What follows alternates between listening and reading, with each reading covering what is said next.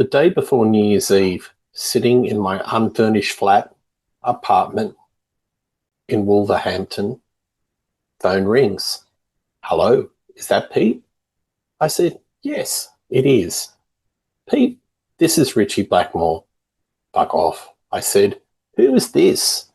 I thought John Thomas from the band Budgie. He was a prankster. Pete, it's Richie, really. He said, I got your number from, I can't remember who he said, but I thought, oh, it's Richie, all right. Would you be interested in joining my band Rainbow? I've heard a lot of great things about you and your work with trapeze.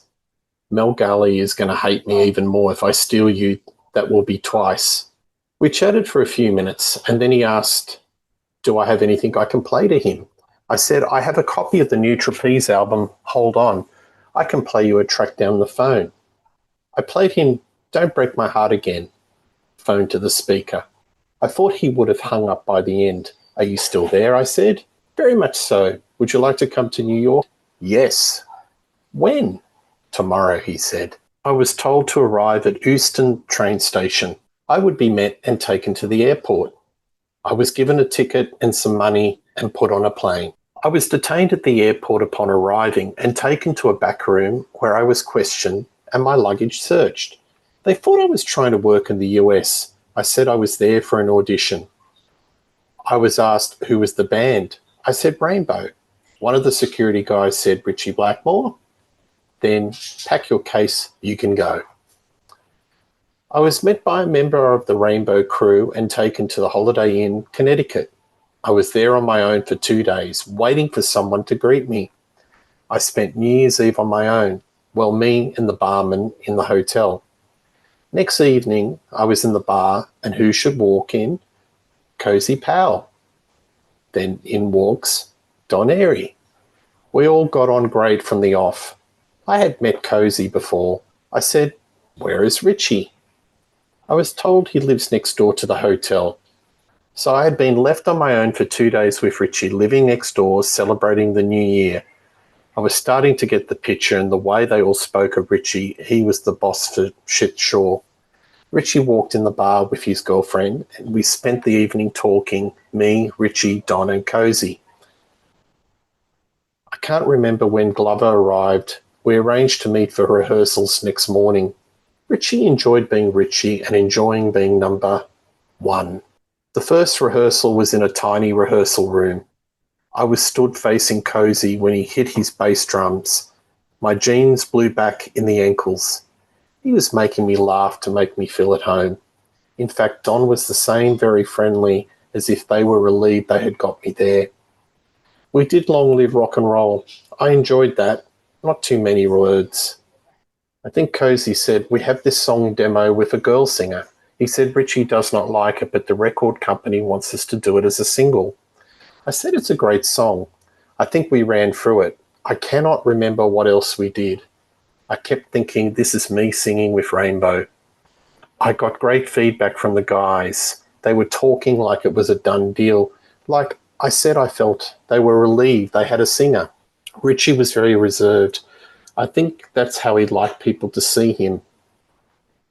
All very positive, but what was weird, it was though I was in, but no one actually said, you're the new singer.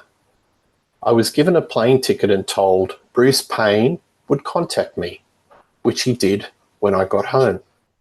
I was put on the payroll. I think it was £2,000 per month.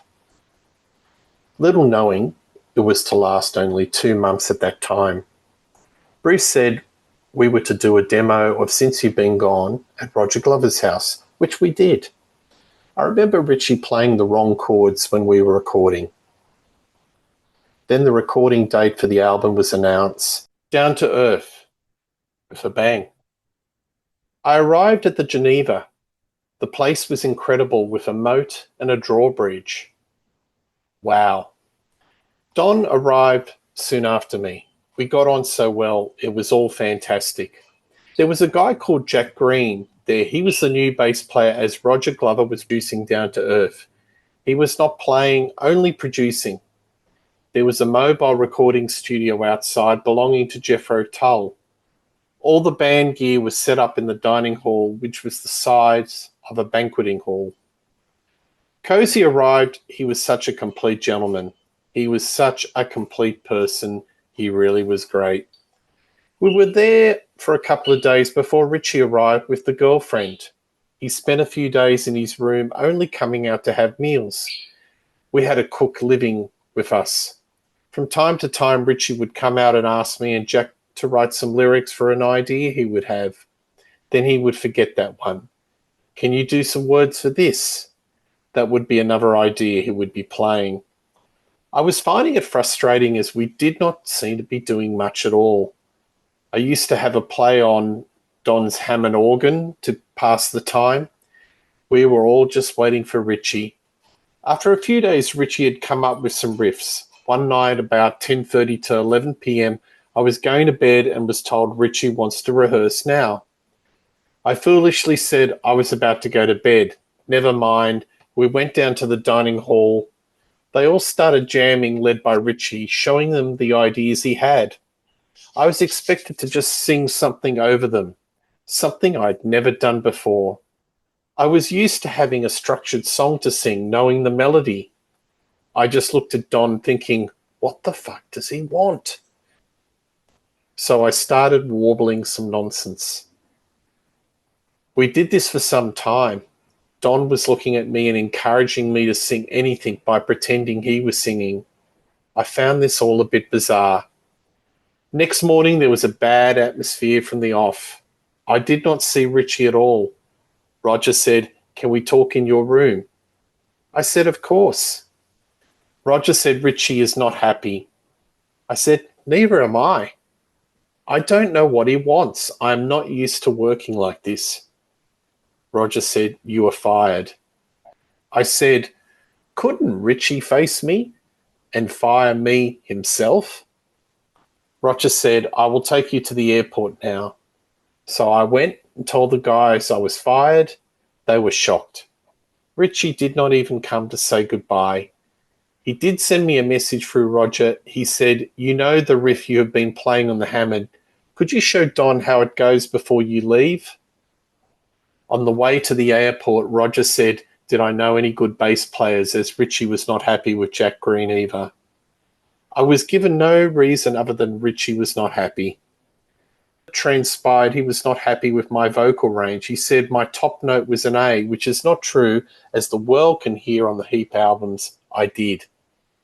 I did not apply for the job in Rainbow. I was invited by Richie Blackmore after listening to me singing Don't Break My Heart Again by Trapeze. I made no claims about my vocal range. I did not have the time. I was called, and then the next morning I was on a plane. I only told my wife.